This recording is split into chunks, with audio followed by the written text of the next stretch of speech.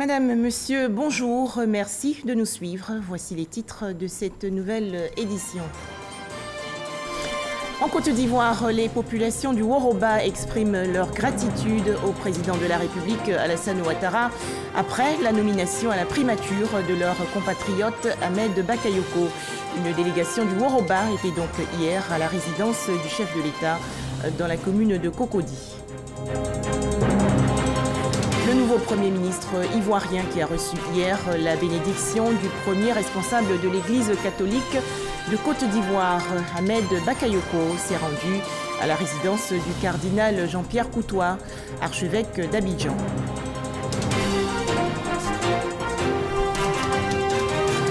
Enfin, l'État ivoirien et le programme des Nations Unies pour le développement ont défini récemment les priorités de leur nouvelle coopération. Tout d'abord, l'actualité nationale. Une délégation du district du Woroba, dont est issu le nouveau Premier ministre Ahmed Bakayoko, a été reçue hier par le président de la République Alassane Ouattara à sa résidence dans la commune de Cocody. Ces ressortissants du Woroba ont voulu ainsi exprimer leur gratitude au chef de l'État pour la récente nomination de leur compatriote Ahmed Bakayoko à la primature. Le point dans ce reportage de Jérôme Kofi Abola. Des cadres administratifs ou politiques, ils le sont pour certains. Des responsables civils, traditionnels ou religieux, ils le sont pour d'autres. Tous, c'est en leur qualité de représentants des populations du Worodougou, du Béré et du Bafing qu'ils se sont retrouvés ce lundi chez le président de la République, Alassane Ouattara, à son domicile, 6 à la Riviera-Golfe. Ils sont venus témoigner au chef de l'État leur reconnaissance pour la nomination de leur fils, Ahmed Bakayoko, au poste de Premier ministre, en plus de la promotion de plusieurs autres cadres et des réalisations dans leur localité. Monsieur le Président de la République, la famille Bakayoko, soutenue par toute la région, tient particulièrement à vous remercier pour la confiance que vous venez de placer à un de leurs fils, en la personne de Ahmed Bakayoko, qui est votre fils, pour sa désignation comme Premier ministre, chef du gouvernement. Toute la région se sent honorée. C'est un motif de satisfaction pour toute la région du Woroba. C'est un motif d'honneur, un motif de fierté. Et toute la région vous remercie. Monsieur le Président de la République, depuis l'accession de notre pays à l'indépendance, c'est la première fois qu'un des fils du Woroba est désigné à cette haute fonction de l'État. Et cela grâce à vous. Ce déplacement de la délégation du Woroba, telle une marque d'affection et d'attachement au président Alassane Ouattara de la part de ses visiteurs. Aussi, pour le Premier ministre Ahmed Bakayoko, cette visite constitue-t-elle, au-delà de la manifestation de sa fidélité envers le chef de l'État, tout le sens de son engagement en tant que son disciple. Monsieur le Président, je ne dirai pas grand-chose, juste que j'atteste tout ce que mes parents ont dit. Je renouvelle ici, devant ma famille, ma grande famille du Woroba, le serment de vous servir. Cet honneur, au travers de ma nomination, va au-delà de la famille Bakayoko. Elle réjaillit sur toutes les familles du Worodougou, c'est-à-dire Séguéla et Kani, du Béré, Mankono, du Bafing. Moi, je ne suis pas votre militant. Je suis un de vos disciples, de ceux qui, pendant des générations, parleront de vous, parce que vous nous avez tout enseigné et vous nous avez tout donné. Monsieur le Président, je sais que ce ne sera pas une œuvre facile d'être un Premier ministre après Amadougon. J'étais témoin de la force de travail, de la concentration, de l'engagement à 100%, sans exclusif, d'Amadougon. Et personne ne peut remplacer Amadougon. Mais avec la grâce de Dieu, la bénédiction de nos parents, avec tous mes frères qui sont là, autour de vous, au gouvernement, nous veillerons à faire un travail qui fasse que nous puissions avoir des résultats efficaces. Et surtout, comme les petits frères d'Amadougon, nous veillerons sur vous. Je crois que d'où il est, où il est, toutes ses prières, c'est faut veiller sur le président, sur l'honneur du président. Le président de la République, en saluant cette rencontre, ne manque pas de mettre l'accent sur son caractère familial. Pour lui, Ahmed Bakayoko est comme Amadou Gon Coulibaly, le fils sur qui il sait pouvoir compter. Cette démarche, bien sûr, est familiale. Et je voudrais vous dire très sincèrement qu'à vous entendre, cela ne fait que me revigorer. Comme tout le monde le sait, Ahmed est mon fils comme l'était Amadou Gon. Et je crois que ce n'est un secret pour personne. Je suis très fier d'Ahmed. Je suis très fier d'Ahmed pour ce qu'il a accompli depuis bientôt 30 ans. Je sais que Ahmed fera du bon travail. J'ai confiance en Ahmed. Il sera un bon chef d'équipe. Chers parents, nous sommes au service de nos concitoyens. Nous voulons que la Côte d'Ivoire reste en paix, que la Côte d'Ivoire continue d'aller de l'avant. Et nous mettrons tout en œuvre pour qu'il en soit ainsi. Vous pouvez compter sur nous. Pour terminer, le président Alassane Ouattara s'est dit heureux de cette initiative prise par ses hôtes. Il les a remerciés pour toutes les prières à son endroit afin que Dieu continue à le mettre sur le bon chemin en vue de toutes ses actions de développement pour la Côte d'Ivoire.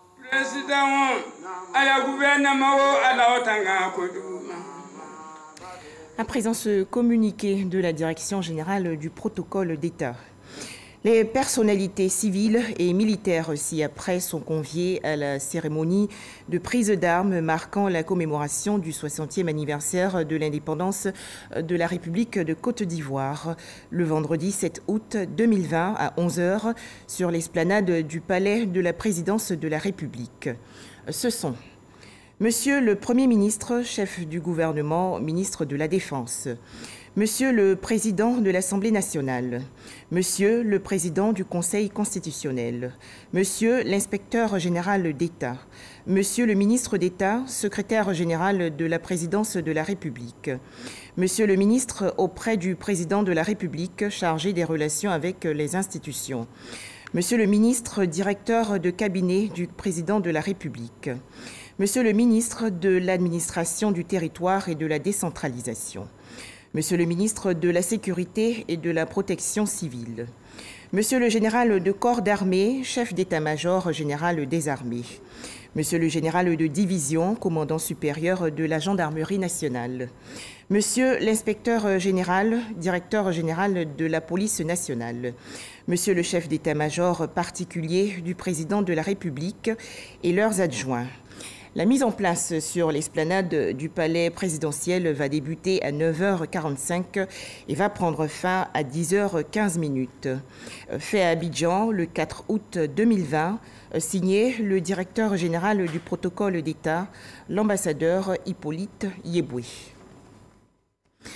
Le nouveau Premier ministre ivoirien Ahmed Bakayoko a officiellement pris fonction aujourd'hui, mardi 4 août 2020. La cérémonie de passation de charge s'est déroulée dans les locaux de la primature dans la commune du Plateau. Le point dans nos prochaines éditions. Le chef du gouvernement ivoirien qui a reçu hier la bénédiction du premier responsable de l'Église catholique de Côte d'Ivoire. Ahmed Bakayoko s'est rendu à la résidence du cardinal Jean-Pierre Coutois, archevêque d'Abidjan. Le Premier ministre Ahmed Bakayoko a également présenté les condoléances de la nation et du gouvernement pour le décès de Monseigneur Pierre-Marie Coty, évêque émérite de Daloa. Les détails, Michel Digré. Pour ses premiers pas à la tête de la primature, le chef du gouvernement a choisi de placer ses nouvelles responsabilités sous la protection divine. La visite à l'archevêque d'Abidjan était certes inopinée, mais elle aura permis à Jean-Pierre Cardinal Coutois de formuler des bénédictions à l'endroit du Premier ministre Ahmed Bakayoko. Le Premier ministre qui vient d'être nommé a trouvé bon que sa première visite soit à mon endroit. Vraiment, je vous assure que cela me rend heureux en tant que le premier des ministres, avant même de commencer sa mission, de passer, de saluer. J'ai demandé qu'il ait aussi toutes les grâces nécessaires pour accomplir cette mission qui lui est confiée. Une mission pas facile, parce que être ministre, c'est être serviteur, c'est ça le sens du ministre, c'est être serviteur. Donc il est le premier des serviteurs. Et pour pouvoir accomplir efficacement cette mission, il a besoin de la grâce de Dieu. Après une heure d'échange entre l'archevêque d'Abidjan et la délégation du Premier ministre, le chef du gouvernement livre les enjeux de cette rencontre. Cette maison m'est connue, je l'ai visitée bien souvent, depuis que j'étais ministre de l'Intérieur et bien avant. Aujourd'hui, j'étais venu lui présenter ma promotion en qualité de Premier ministre, lui dire qu'il avait plu au président de la République de me nommer à cette haute fonction. Je voulais bénéficier de ses conseils et de ses prières. Également, comme vous savez, le pays est en deuil. L'Église est frappée par un deuil, mais l'État également est frappé par un deuil, à travers la disparition du cardinal Pierre-Marie Coty, qui est co-auteur des paroles de l'hymne national de Côte d'Ivoire. Lui dire Yako, toutes les condoléances du gouvernement, du président de la République et de toute la nation. Et lui dire que nous allons prendre notre part au niveau de l'État pour rendre hommage à ce grand Ivoirien qu'il a été. La question de la réconciliation nationale a été également abordée. Je lui ai également dit que notre action au sein du gouvernement s'inscrira dans le rassemblement de tout le monde. La réconciliation, la paix, la cohésion. Il est temps de nous rassembler, de penser au-delà de nos personnes à notre pays. L'un sans l'autre, on a vu qu'il y a des limites dans notre capacité à avancer.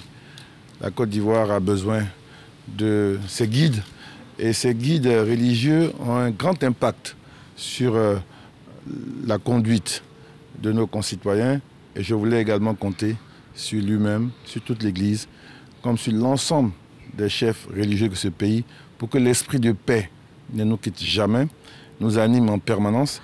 En tout cas, en tant que chef du gouvernement, nous ferons notre part pour ouvrir toutes les voies pour que la Côte d'Ivoire soit un pays en paix, soit un pays apaisé. Rappelons que la levée du corps de Monseigneur Pierre-Marie Coty, évêque émérite de Daloa, a lieu aujourd'hui sur le parvis de la cathédrale Saint-Paul dans le village d'Anyama à Djamé. Autre actualité nationale et nous partons à Yamoussoukro, dans la région centre du pays. Le ministre du Budget et du portefeuille de l'État, Moussa Sanogo, était hier face aux sénateurs de la Commission des affaires économiques et financières. Leurs échanges ont porté sur le régime financier des collectivités territoriales et des districts dans le cadre de l'harmonisation des législations en matière de décentralisation dans l'espace UEMOA. Les explications de Kader Sogodogo de RTI Bouaké. C'est en route pour Yamoussoukro, à la rencontre du Sénat, que Moussa Sanogo a appris le changement de dénomination de son ministère. Le désormais ministre du Budget et du portefeuille de l'État, en prenant place au Sénat, a en cœur de défendre un projet de loi, celui portant régime financier des collectivités territoriales. La Côte d'Ivoire veut ainsi harmoniser sa législation en matière de décentralisation selon les directives de l'UEMOA. L'émissaire du président de la République énumère ici quelques innovations. L'extension du pouvoir de substitution de l'autorité de tutelle en matière financière au mandatement d'office des dépenses obligatoires. Ce pouvoir, dans les textes précédents, était limité à la seule inscription d'office des dites dépenses au budget de la collectivité territoriale. Le remboursement des annuités d'emprunt venant à échéance avant le vote du budget, dans la limite du quart des crédits ouverts au budget de l'exercice précédent. L'obligation d'élaborer un plan de trésorerie la systématisation de la comptabilité matière pour retracer les existants et les mouvements concernant les biens meubles et immeubles, les valeurs de portefeuille et les stocks de matériel et fournitures. L'obligation de constituer des dotations aux amortissements et aux provisions pour dépréciation des actifs, ainsi que pour les risques et charges divers. L'institution du contrôle financier auprès des collectivités territoriales et des districts autonomes. L'institution d'un débat budgétaire au sein des collectivités territoriales et des districts autonomes 2 mois avant l'examen du budget. La fixation au 31 mars de l'année concernée comme date limite d'adoption du budget. Des retombées positives pour nos mairies, conseils régionaux et districts autonomes. Les sénateurs, pour leur part, ont donné leur quitus au projet de loi en le votant à l'unanimité.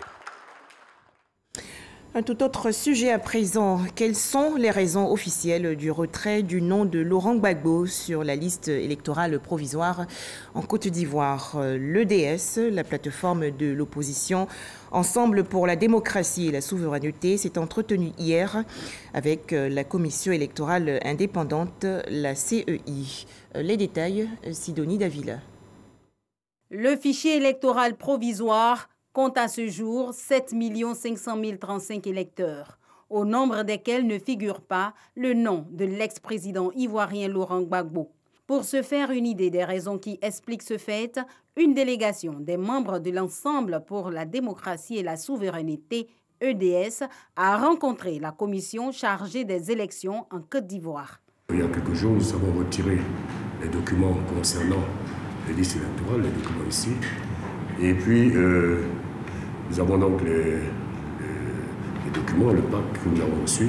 Nous avons constaté que, et suite aussi à la mise en sur le site de votre institution, les listes électorales provisoires. Et à la lecture de ces documents et de ce site, nous avons constaté que le président Laurent Gbagbo, notre référent politique, n'y était pas. Plutôt que d'aller dans les spéculations, nous avons préféré venir directement chez vous pour avoir la version officielle. Pour le président de la CEI, Ibrahim Koulibaly Kubière, 2 raisons fondamentales pourraient expliquer ce fait selon le code électoral. La première est celle du décès. Quand l'électeur est décédé, il ne peut plus être sur la liste électorale. La deuxième, c'est l'électeur déchu de ses droits civils et politiques. En ce moment, il ne peut plus non plus être sur la liste électorale. À un moment donné T, si vous êtes sur la liste électorale, c'est que vous avez rempli les conditions pour y être. Mais entre 2 cycles électoraux, vous pouvez ne plus remplir les conditions pour être sur la liste électorale.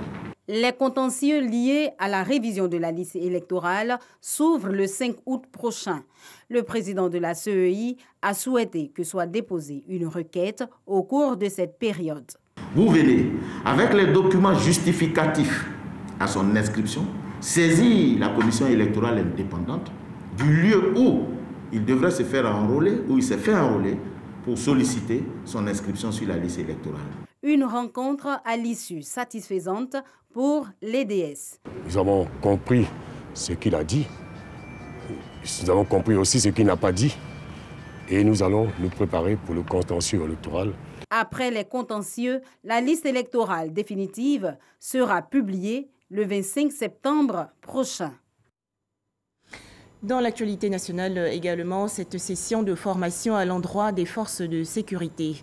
Les travaux ont porté sur la prévention des violences et autres violations des droits de l'homme pendant la période électorale. Cet atelier s'inscrit dans le cadre du projet intitulé « La paix par mois ». Herman Guivet. Des éléments des forces de défense et de sécurité formés sur le comportement à observer pour favoriser la cohésion et la sécurité en période électorale. Civilo-militaire. Quels sont les paramètres ou alors les éléments qu'on devrait mettre au devant? Occasion pour les participants de faire cas de certaines observations. De jour en jour, les gens n'ont plus cette culture de l'autorité. Devant vous, c'est encore difficile.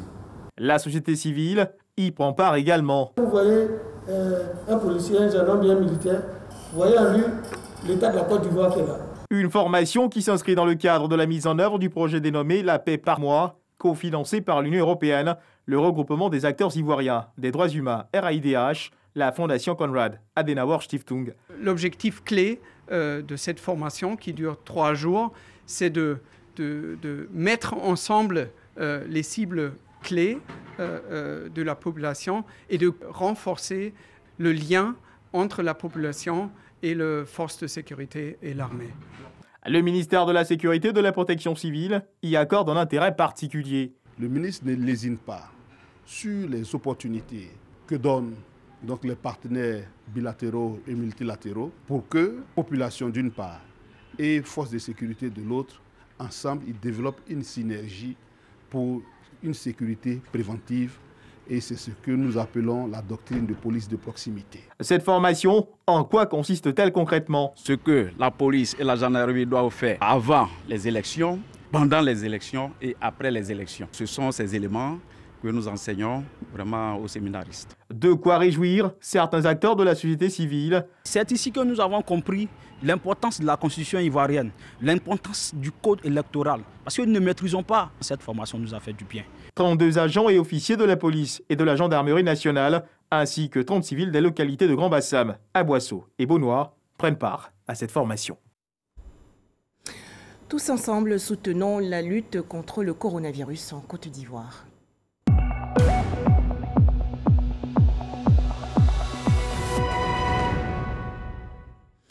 38 nouveaux cas confirmés de maladie à coronavirus enregistrés hier par le ministère de la Santé et de l'Hygiène publique en Côte d'Ivoire. Le bilan ivoirien fait donc actuellement état de 16 220 cas confirmés de coronavirus, 11 887 personnes guéries et 102 décès. À noter que l'évolution de la situation épidémiologique en Côte d'Ivoire est marquée par une chute du nombre de cas positifs au cours de la dernière semaine du mois de juillet 2020, passant en moyenne à 200 cas par jour au 26 juillet, à 84 nouveaux cas identifiés par jour du 27 juillet au 2 août dernier, soit une régression de 42% du nombre moyen de nouveaux cas. 35 concentrateurs d'oxygène et 50 000 masques de protection faciale offerts hier au ministère de la Santé et de l'Hygiène publique. C'est un don de Webfontaine Group, ce partenaire stratégique du guichet unique du commerce extérieur contribue ainsi à la lutte contre le coronavirus en Côte d'Ivoire. Cheikh Koné. 35 concentrateurs à oxygène, 1050 accessoires pour les concentrateurs et 50 000 masques. C'est le don de matériel médical de l'opérateur Webfontaine au ministère de la Santé et de l'Hygiène publique. En l'absence du donateur Webfontaine, son partenaire stratégique, le guichet unique du commerce extérieur de Côte d'Ivoire, GUS, a procédé à la remise des dons. Le groupe Webfontaine travaille donc avec l'État de Côte d'Ivoire depuis 2013 et chaque fois qu'il y a eu besoin d'accompagner les actions en termes de santé ou de bien-être public, je pense que le groupe a toujours réagi et le groupe continuera donc à travers la relation qui existe aujourd'hui avec la Côte d'Ivoire, mais avec le guichet unique du commerce extérieur, d'apporter tout son soutien. Prenant la parole en sa qualité de ministre de tutelle du GUS, Souleymane Diarra-Souba a rappelé le contexte de création de cette structure étatique. Depuis le 1er juillet 2019, l'État de Côte d'Ivoire a créé la société GUS Côte d'Ivoire, qui est une société à participation publique majoritaire, qui a en gestion en fait le guichet unique du commerce extérieur de Côte d'Ivoire. Ceci étant, la société GUS Côte d'Ivoire bénéficie de l'assistance technique des Webfontaine Group, qui est un groupe important qui avait eu en fait la concession de ce guichet-là de 2013 jusqu'en 2019. Le ministre Aka Wole a quant à lui remercié son collègue du gouvernement pour son soutien permanent dans la lutte contre la Covid-19. À la date du 2 août 2020, la Côte d'Ivoire enregistre 16 182 cas confirmés, 11 801 guéris et 102 décès.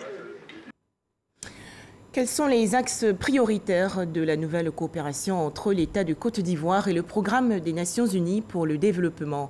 Les représentants des deux parties ont échangé récemment lors d'une rencontre dans le district d'Abidjan. Les explications de Lanciné Bakayoko. Ce nouveau programme 2021-2025 est une sorte de boussole, une cabine de pilotage des interventions du PNUD en Côte d'Ivoire. Il vise à affiner les actions intrasectorielles et à assurer un suivi coordonné des projets validés dans le cadre de la coopération entre le gouvernement ivoirien et l'institution onusienne. Ce nouveau programme se veut plus agile, plus flexible, basé sur des données collectées en temps réel et en complémentarité avec les interventions des autres agences du système des Nations Unies et des partenaires de la Côte d'Ivoire.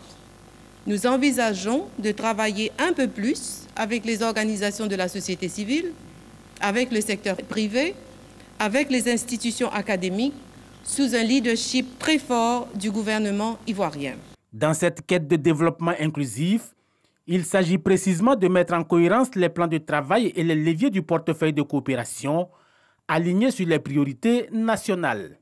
Une quarantaine de projets ont été ciblés dans divers domaines, dont la gouvernance, les infrastructures de base, la justice ou encore l'agriculture. L'exercice de planification obéit à une démarche classique, celle de scruter le passé pour mieux se projeter dans l'avenir. Je voudrais donc vous engager à approfondir la réflexion stratégique afin de permettre au programme des Nations Unies de dégager des axes de collaboration qui soient en lien avec ses avantages comparatifs. Au 31 juillet 2020, ce sont un peu plus de 22 milliards de francs CFA qui ont été décaissés par le PNUD dans le cadre de son programme de coopération avec la Côte d'Ivoire, programme qui arrive à échéance en décembre 2020. Direction la région nord du pays avec la sortie officielle de la première promotion du chantier école de Katiende dans le département de Boundiali, et cela un an après son lancement officiel le 26 juillet 2019. Les artisans miniers en fin de formation ont reçu leurs attestations, cérémonie en présence des élus et cadres de la région. Retour dans le district d'Abidjan. 6 entreprises et organisations distinguées récemment pour leur contribution au développement de l'économie verte et à la préservation de l'environnement. C'était lors de la première édition des Green Days. Les explications de Jean Djadji. 6 entreprises distinguées à la première édition des Green Awards 2020. Elles ont été récompensées pour leurs actions remarquables en faveur de la promotion de l'économie verte et la préservation de l'environnement. Les récipiendaires affichent leur satisfaction. Sur des piliers de la banque, la promotion d'une croissance qui soit à la fois inclusive mais aussi une croissance verte, qui tient à la fois compte des aléas climatiques de sorte pour pouvoir les gérer, mais aussi tirer profit des opportunités liées au changement climatique. Nous sommes en train de monter plusieurs formations pour le PME, mais aussi dans le secteur formation professionnelle, pour renforcer les capacités pour monter des projets énergie renouvelable. Les Green Awards 2020 sont une occasion pour les promoteurs de mobiliser et d'encourager les petites et moyennes entreprises à renforcer leurs capacités. C'est un moment vraiment clé dans la mobilisation de tous les acteurs de l'économie verte et du climat pour les encourager à aller encore plus loin. On a vu que par exemple au niveau des politiques publiques vertes, c'est le ministère de l'économie et des finances qui a été primé parce que le ministère de l'économie et des finances nous a permis déjà au niveau de la Côte d'Ivoire de rayonner au niveau global. En étant au niveau de la coalition internationale des ministres des Finances pour l'action climatique. Le ministère de l'économie et des Finances a permis de mettre en place un Green Bond, une obligation verte. La première édition des Green Awards marque le premier anniversaire du promoteur Green Cluster et la clôture du forum Green Days 2020 qui s'est tenu du 28 au 30 juillet 2020. L'actualité hors de chez nous avec cette révélation faite par des journaux britanniques et français. Selon ces médias, des religieux, des membres de la société civile et autres opposants politiques togolais ont été espionnés par les autorités. Leur téléphone portable aurait été infiltré par un logiciel commercialisé par une entreprise israélienne.